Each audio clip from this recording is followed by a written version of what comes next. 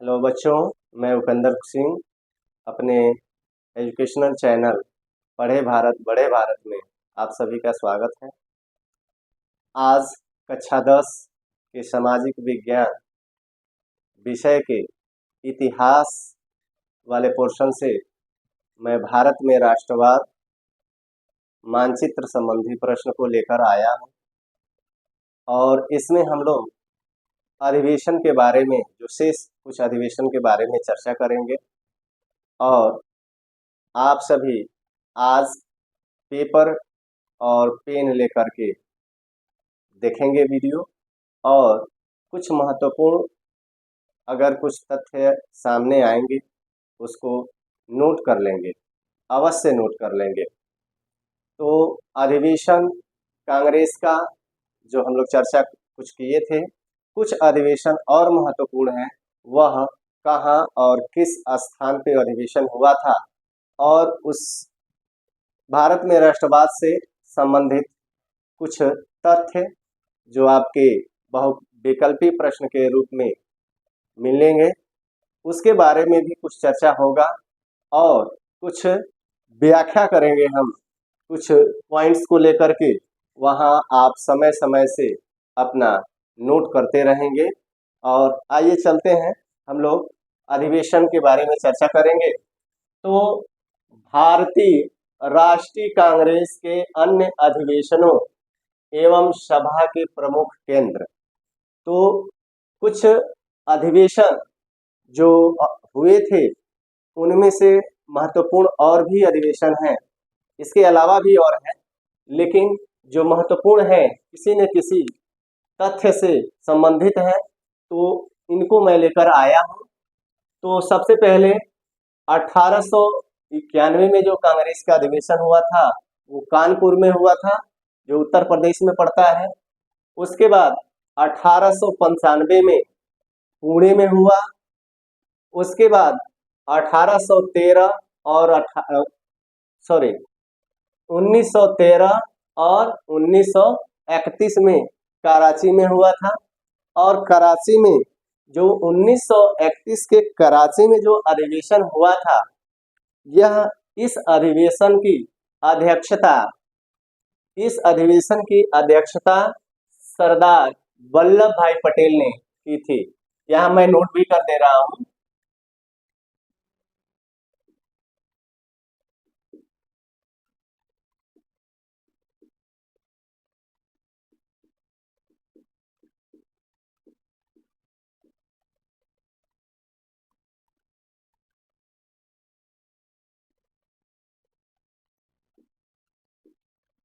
जो कराची में अधिवेशन हुआ था सरदार वल्लभ भाई पटेल की अध्यक्षता में यह हुआ था, जिन्हें लौह पुरुष के नाम से भी हम लोग जानते हैं। सरदार वल्लभ भाई पटेल को लौह पुरुष के नाम से हम लोग जानते हैं। इसके बाद 1899, 1916, 1935 यह अधिवेशन हुआ था लखनऊ उत्तर प्रदेश में। इसके बाद 1919 अमृतसर में हुआ था। 1919 जो अमृतसर में अधिवेशन हुआ था, यह अधिवेशन कुछ खास हुआ था क्योंकि 1919 में ही जलियांवाला बाग हत्याकांड हुआ था, जो जनरल डायर ने मार्शल लॉ, एक सैनिक कानून होता है, मार्शल लॉ लागू हो गया था और वहीं पर बहुत से भारतीयों को अंधाधुंध गोली से भून दिया गया। उसके बाद 1902 और 1921 अहमदाबाद में 1902 और 1921 अहमदाबाद में अधिवेशन हुआ। 1921 का जो अधिवेशन है, 1921 का जो अधिवेशन है, यही अधिवेशन इसी अधिवेशन से संबंधित असहयोग आंदोलन जो शुरुआत हुआ था 1921 में। हालांकि 1920 में भी इसकी पृष्ठभूमि तैयार की गई थी, लेकिन 1921 में असहयोग आंदोलन की शुरुआत किया गया और दो आंदोलन एक ही साथ हुआ था, खिलाफत आंदोलन और असहयोग आंदोलन, दोनों एक ही साथ। कभी कभी ये प्रश्न पूछा जाता है कि कौन ऐसा आंदोलन था जो एक साथ हुआ था, तो खिलाफत आंदोलन और असहयोग आंदोलन। इसके बाद 1922 का जो गया बिहार में पड़ता है, 1922 में बिहार में ये अधिवेशन हुआ था। इसके बाद 1924, और ये 1924 का जो अधिवेशन है ये बेलगाम कर्नाटक क्षेत्र में पड़ता है, बेलगाम में हुआ था। और इस अधिवेशन बेलगाम में जो अधिवेशन हुआ था, इस अधिवेशन का जो अध्यक्षता महात्मा गांधी जी के द्वारा हुआ था। मात्र एक यही बेलगाम का जो अधिवेशन है वह महात्मा गांधी के अध्यक्षता में हुआ था। तो ये कुछ महत्वपूर्ण अधिवेशन जो स्थान कभी कभी मानचित्र में दे दिया जाता है प्रश्न कि स्थान कहाँ हुआ था और किस वर्ष में हुआ था, इसमें से जरूर जरूर एक दो प्रश्न आपको मानचित्र में अवश्य मिल जाएंगे। इसके बाद हम लोग देखेंगे कि एक नोट हम लिखे हैं कि सबसे अधिक कांग्रेस का अधिवेशन कहाँ हुआ था। सबसे अधिक जो कांग्रेस का अधिवेशन हुआ है वह है कलकत्ता, जिसको हम लोग कोलकाता के नाम से जानते हैं। सबसे अधिक बार कांग्रेस का जो राष्ट्रीय अधिवेशन हुआ था वो कोलकाता में हुआ था। अब हम लोग इसी क्रम में आगे बढ़ेंगे। तो अब Rowlatt act Rowlatt act Rowlatt act Rowlatt act ये 18 मार्च 1919 में पारित हुआ। रॉलेट एक्ट 18 मार्च 1919 में पारित हुआ और यह सर सिडनी रॉलेट इसकी अध्यक्षता कर रहे थे। सर सिडनी रॉलेट इसकी अध्यक्षता कर रहे थे। और इस एक्ट में, एक्ट से पहले जब कोई भी विधेयक अगर सर्वसम्मति के साथ अगर पारित कर लिया जाता है तो वह क्या बन जाता है, अधिनियम बन जाता है। तो यह दो विधेयक लेकर आए थे और दो विधेयक में एक यही दो विधेयक लाए थे, उसमें से एक यह अधिनियम बना जो रॉलेट एक्ट 1919 में पारित किया गया। और इसमें मैं कुछ बातें बताना चाहूंगा रॉलेट एक्ट के बारे में कि रॉलेट एक्ट एक कानून था जो अंग्रेजों के द्वारा यह लाया गया था।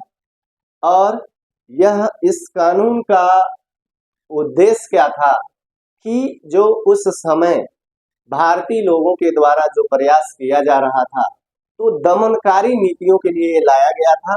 और इस को जब अधिनियम बना दिया गया तो इस अधिनियम में ये बात कहा गया था कि अगर किसी के ऊपर संदेह हो रहा है तो उसे गिरफ्तार कर लिया जाएगा।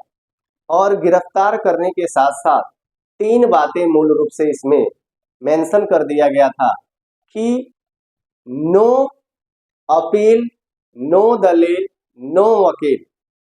नो अपील, नो दलील, नो वकील, ये तीन बातें इसमें मेंशन थी, जिसको जो भी भारतीय क्रांतिकारी थे या जो विद्रोह करने वाले लोग थे इनको गिरफ्तार कर लिया जाता था। और इनके साथ ये शर्त रखी गई थी कि इस कानून के साथ कि नो अपील, नो दलील, नो वकील।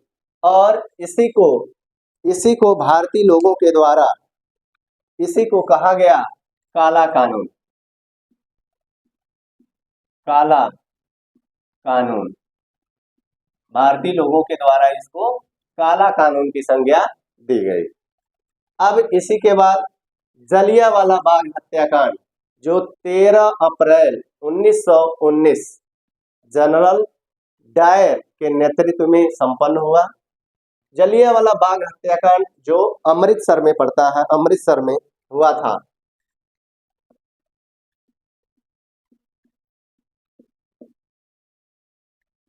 अमृतसर पंजाब के क्षेत्र में पड़ता है।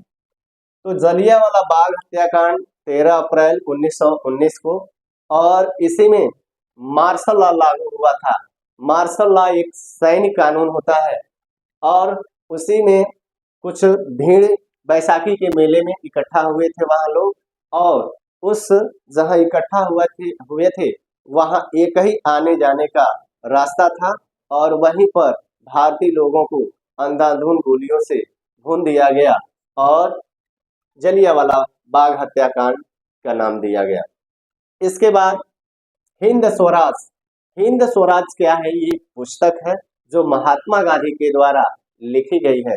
हिंद स्वराज पुस्तक, यह पुस्तक लिखा गया 1909 में। यह पुस्तक हिंद स्वराज लिखा गया 1909 में महात्मा गांधी के द्वारा, और इस समय महात्मा गांधी इंग्लैंड से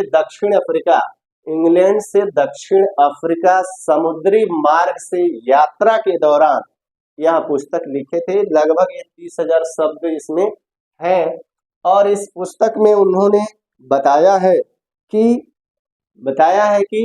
भारतीय लोग अगर एक चाह दें तो 1 वर्ष में अंग्रेज देश छोड़ करके चले जाएंगे।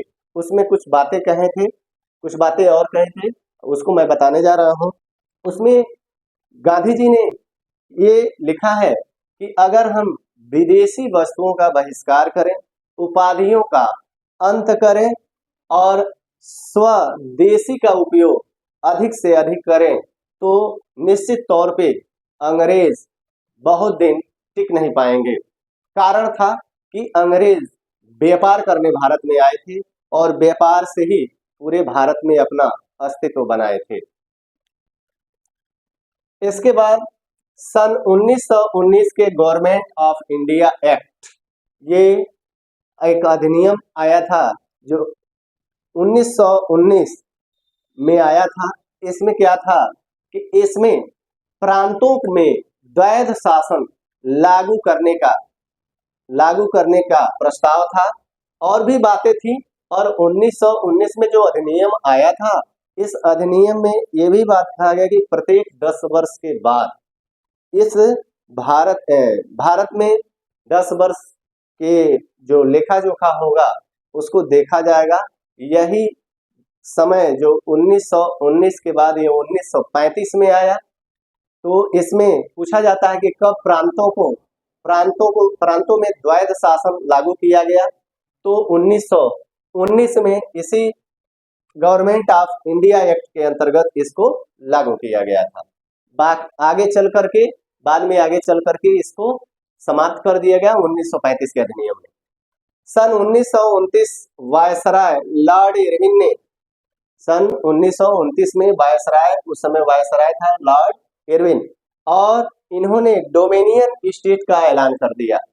लॉर्ड इरविन ने डोमिनियन स्टेट का ऐलान कर दिया। 1929 में ही पंडित जवाहरलाल नेहरू की अध्यक्षता में कांग्रेस के लाहौर के अधिवेशन में पूर्ण स्वराज की मांग की गई।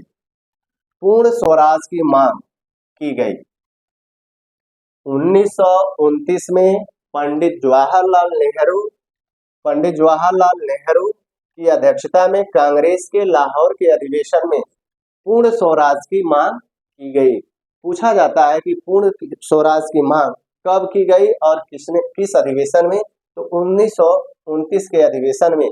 और इसी अधिवेशन में यह चर्चा किया गया कि 26 जनवरी 1930 को स्वतंत्रता दिवस के रूप में मनाया जाएगा। थोड़ा सा यहाँ कुछ बातें और मैं स्पष्ट कर देना चाहता हूँ कि जो 26 जनवरी 1930 तो प्रत्येक वर्ष हम लोग गणतंत्रता दिवस के रूप में मनाते हैं। 26 जनवरी 1950 को जो संविधान लागू हुआ, क्यों 26 जनवरी को ही चुना गया? तो इसके पीछे यही कारण है कि 26 जनवरी 1930 26 जनवरी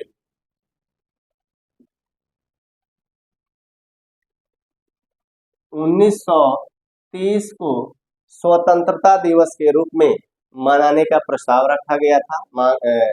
माना गया था कि 26 जनवरी 1930 को स्वतंत्रता दिवस के रूप में मनाया जाएगा। बाद में जब संविधान बना देश आजाद हुआ, संविधान बना, और संविधान बनने के बाद देखा गया कि जब संविधान को अंगीकृत किया गया, उसके बाद देखा गया कि कौन सी तिथि, तो वो 26 जनवरी वाला जो तिथि है, डेट है 26 जनवरी, ये 1930 वाला ले लिया गया, 26 जनवरी को ले लिया गया, और 1950 को 26 जनवरी 1950 को हमारा संविधान, हमारे देश का संविधान लागू कर दिया गया। अब इसके बाद 5 मार्च 1931 को गांधी इरविन समझौता हुआ। 5 मार्च 1931 को गांधी इरविन समझौता हुआ था। इसमें कुछ मांगे थी गांधी जी के द्वारा, जो इरविन के सामने रखे थे, और बाद में इस पर हस्ताक्षर हो गया। इरविन ने कुछ बातों को मान लिया, और गांधी इरविन समझौता के नाम से जाना जाता है, जो 5 मार्च 1931 को समझौता हुआ। इसके बाद सितंबर 1932 में पूना पैक्ट, ये भी पूछा जाता है कि पूना पैक्ट किसके किसके बीच हुआ था और कब हुआ था। तो सितंबर 1932 गांधी जी और डॉक्टर भीमराव अंबेडकर के बीच संपन्न हुआ था पूना पैक्ट। ये कुछ तथ्य थे जो हम अभी, इसको आप सभी लोग पेपर और पेन की सहायता से, जो भी आवश्यक तो सब है, इसको नोट कर ले। हम आपको मौका दे रहे हैं कि इसको नोट कर लें, उसके बाद इसके बाद आगे। अब 14 जुलाई 1942 को भारत छोड़ो आंदोलन का भी आंदोलन चलाया गया, और इसी में महात्मा गांधी और भारतीय लोगों के द्वारा यह नारा दिया गया कि करो या, गांधी जी ने यह नारा दिया, करो या मरो। इसी आंदोलन में पूछा जाता है कि भारत छोड़ो आंदोलन कब हुआ, तो 14 जुलाई 1942 भारत छोड़ो आंदोलन, और इसी आंदोलन में करो या मरो का नारा दिया गया। बच्चों, कुछ महत्वपूर्ण प्रश्न और मैं इसमें लाया हूं कि वह स्थान जहां 1817 ईस्वी में हिंदू कॉलेज की स्थापना की गई, तो हिंदू कॉलेज की स्थापना जो सबसे पहले की गई वो 1817 में कलकत्ता, और कोलकाता के भी नाम से हम जानते हैं। अगला मेरा प्रश्न है कि वह स्थान जहां 1928 ईस्वी में ब्रह्म समाज की स्थापना की गई, तो यह ब्रह्म समाज की स्थापना भी कोलकाता में की गई। अगला प्रश्न है वह स्थान जहां स्वामी विवेकानंद ने रामकृष्ण मिशन की स्थापना की, ये बेलूर मठ में किया था, और ये बेलूर मठ भी है कोलकाता में। अगला प्रश्न है वह स्थान जहां महात्मा गांधी ने साबरमती आश्रम की स्थापना की, ये साबरमती अहमदाबाद में है। अगला प्रश्न है कि वह स्थान जहां श्रीमती एनी बेसेंट द्वारा हिंदू कॉलेज की स्थापना की गई, ये भ्रम वाला प्रश्न है। यह हिंदू कॉलेज एक जो स्थापना किया गया था कोलकाता में, और एक किया गया एनी बेसेंट के द्वारा, यह बनारस में किया गया, जो वाराणसी के नाम से जानते हैं। वह स्थान जहां चंद्रशेखर आजाद ने अंग्रेजों से लड़ते हुए आत्म बलिदान किया, इलाहाबाद प्रयागराज में हुआ ये था कि ये यहाँ छिपे थे चंद्रशेखर आजाद, और किसी ने अंग्रेजों को यह सूचना दे दी, तो अंग्रेजों ने चंद्रशेखर आजाद को चारों तरफ से घेर लिए। अब इन्हें ऐसा प्रतीत हुआ कि अब हमारा बचना मुश्किल है, तो अब वह अपने आप को गोली मार लिए और बलिदान दे दिए देश के लिए। और जहां पर यह घटना हुई थी वह जगह अब म्यूजियम के नाम से स्थापित कर दिया गया है। अगला मेरा प्रश्न है वह स्थान जहां सरदार पटेल ने किसानों के लिए सत्याग्रह किया, तो ये बारडोली में सूरत में पड़ता है। अगला मेरा प्रश्न है कि वह स्थान जहां गांधी जी ने पहला जो सत्याग्रह शुरू किया था वह चंपारण, जो बिहार में पड़ता है, और चंपारण में भी पश्चिम चंपारण में यहाँ पड़ता है। वह स्थान जहाँ गांधी जी ने नील की खेती के लिए नील की खेती किया थी कि ये तीन कठिया पद्धति थी जिस पर अंग्रेजों ने एक हिस्से पर किसानों से नील की खेती करने के लिए यह पद्धति लाए थे। और नील की खेती, नील का पौधा जो गुलाबी और बैंगनी रंग का 2 से 3 मीटर तक का ये पौधा होता था, और उसे यह फूल ले जा करके इंग्लैंड में इससे रंग तैयार किया जाता था, कलर तैयार किया जाता था। यही नील की खेती के नाम से इसको जाना गया। अगला मेरा प्रश्न है कि वह स्थान जहां लोकमान्य तिलक ने होम रूल लीग की स्थापना की, यह पुणे में है। अब कुछ ऐसे पॉइंट हम बनाए हैं, जैसे चंपारण बिहार में, तो सत्याग्रह जो नील की खेती के लिए किसानों के साथ आकर के गांधी जी ने अपना पहला सत्याग्रह शुरू किया। खेड़ा गुजरात, तो खेड़ा गुजरात किसान सत्याग्रह के नाम से जाना गया, खेड़ा गुजरात। इसके बाद अहमदाबाद सूती वस्त्र के लिए यह वहां किया गया था आंदोलन। अमृतसर पंजाब, ये अमृतसर पंजाब में जो जलियांवाला बाग हत्याकांड के नाम से हम लोग जानते हैं, ये कुछ लास्ट में हम बना दिए हैं की पॉइंट, कि जिससे कुछ चीजें याद रहेंगी। चौरी चौरा, जब असहयोग आंदोलन को वापस लिया गया महात्मा गांधी जी के द्वारा, तो 5 फरवरी 1922 को 5 फरवरी 1922 को असहयोग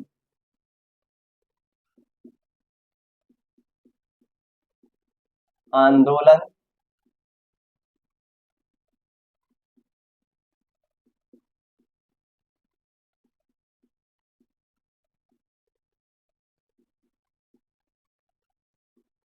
पाँच फरवरी 1922 को असहयोग आंदोलन गांधी जी के द्वारा वापस लिया गया।